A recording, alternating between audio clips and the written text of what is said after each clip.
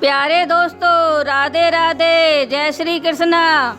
दोस्तों, आज मैं नवरात्रि के 7वें दिन माँ कालरात्रि की कथा सुनाने जा रही हूँ। ध्यान पूर्वक सुने।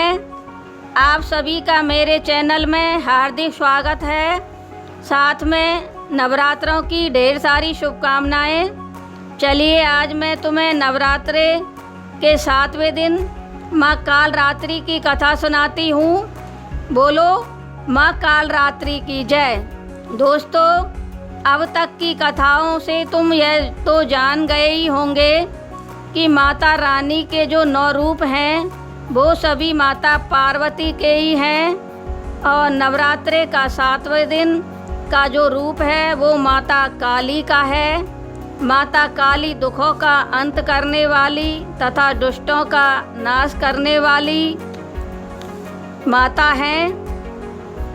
माता हम सभी भक्तों का कल्याण करें। माँ पार्वती के 9 रूप हैं जिनकी नवरात्रों में 9 दिन पूजा की जाती है। इन्हीं में से 7वें दिन माता कालरात्रि की पूजा की जाती है। इसे महासप्तमी भी कहा जाता है। माता पार्वती ने यह अवतार बुराइयों का नाश करने के लिए लिया था। इस रूप को धारण करके माता ने शुंभ, निशुंभ और रक्तबीज का वध किया था। माता के इस रूप को बहुत ही शक्तिशाली रूप माना जाता है। इनके शरीर का रंग रात्रि से भी अधिक काला है और माता के लंबे और गहरे खुले एवं बिखरे हुए सिर के बाल हैं। माता कालिका के गले में बहुत ही तेज चमकने वाली माला है। ये 4 भुजाओं वाली माता गधे पर सवार हैं। इनके एक हाथ में लोहे के कांटेदार अस्त्र हैं तो दूसरे हाथ में लोहे की कटार सुसज्जित है। तीसरा हाथ माता का भक्तों के आशीर्वाद के लिए उठा हुआ है तो चौथा हाथ माता के संरक्षण में रहने वाले भक्तों को भययुक्त करता है। माता कालिका को गुड़ का भोग सर्वाधिक प्रिय है। माता को लाल रंग के फूल और रात की रानी के पुष्प बहुत ही प्रिय हैं। चलिए भक्तों, अब सुनते हैं माँ कालरात्रि की कथा। एक समय की बात है कि दैत्य शुंभ, निशुंभ और रक्तबीज ने तीनों लोकों में अपना आतंक फैलाना शुरू कर दिया। इससे तीनों लोकों में रहने वाले सभी देवी और देवता परेशान और चिंतित रहने लगे। इस परेशानी से निजात दिलाने के लिए वो भगवान शिव के पास गए और अपनी परेशानी का कारण बतलाया।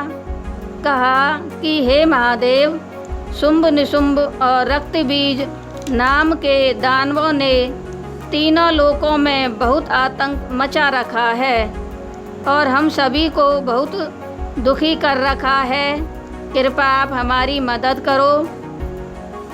इतनी बात सुनते ही देवों के देव महादेव ने माता पार्वती की तरफ देखा और माता पार्वती से प्रार्थना करने लगे। महादेव की प्रार्थना को सुनते ही माता पार्वती उनके सामने नतमस्तक हो गईं और भगवान शिव का आशीर्वाद लेने लगी। फिर दानवों का वध करने के लिए आज्ञा ली। आज्ञा लेने के बाद दानवों का वध करने के लिए निकल पड़ी। सर्वप्रथम माता पार्वती ने दानवों का वध करने के लिए दुर्गा माँ का रूप धारण किया और अपनी सवारी सिंह पर सवार हुई। सिंह पर सवार होते ही माता बहुत ही मनमोहक और शक्तिशाली प्रतीत हो रही थी। माता इस रूप को देखकर सारे राक्षस अचंभित हो गए और तीनों दैत्यों ने माता के साथ घमासान युद्ध किया। दैत्यों ने अपना सारा बल लगा दिया, लेकिन वो माता के सामने युद्ध में टिक नहीं सके और माता दुर्गा ने शुंभ और निशुंभ का वध कर दिया। इसके तुरंत बाद ही माता ने रक्त बीज के साथ युद्ध करना शुरू कर दिया। रक्त बीज कोई छोटा मोटा योद्धा नहीं था। उसने ब्रह्मा जी की कठोर तपस्या करके वरदान हासिल कर रखा था कि वो इस संसार में अमर रहेगा। ब्रह्मा जी का वरदान था कि जब भी उसे कोई मारने का प्रयास करेगा तो उसके खून की जो भी बूंदें धरती पर गिरेंगी उनसे तुरंत रक्त बीज का जन्म हो जाएगा। इस वरदान के कारण जैसे ही माँ दुर्गा ने उसे मारने का प्रयत्न किया तो उसके खून की जैसे ही बूंद धरती पर गिरी तो उनके रक्त बीज पैदा हो गए। उसी क्षण माता ने अपने दुर्गा रूप को छोड़कर कालरात्रि का रूप धारण किया और उस शक्तिशाली दानव से युद्ध करने लगी। भले ही वो दानव शक्तिशाली था, लेकिन माता से युद्ध जीतना उसके लिए बहुत भारी था। माता कालरात्रि ने अपनी कटार से रक्त बीज को मार गिराया और जैसे ही उसके रक्त की बूंदें ज़मीन पर गिरने लगी, उससे पहले ही उसके शरीर का सारा रक्त माँ ने अपने मुंह में भर लिया। इस प्रकार से माता ने रक्त बीज नामक दैत्य का वध किया। ऐसा भी माना जाता है कि माँ कालरात्रि की सप्तमी के दिन पूजा करने से सिद्धियाँ भी प्राप्त हो जाती हैं और सारी नेगेटिव ऊर्जा हमारे पास से भाग जाती हैं।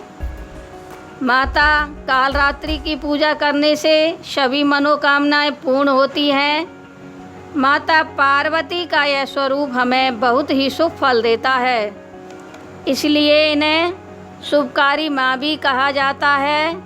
माता कालरात्रि के नेत्र ब्रह्मांड के समान गोल हैं और हर सांस में माता की नासिका से ज्वाला निकलती है।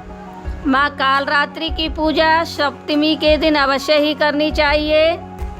माता कालरात्रि की पूजा के लिए सवेरे जल्दी उठें और स्नान आदि कर माँ को गंगा जल से स्नान कराएं। फिर माता को रोली, चंदन, अक्षत, धूप, दीप अर्पित करें और माँ कालरात्रि को लाल पुष्प अर्पित करें। उन्हें गुड़ का भोग लगाएं।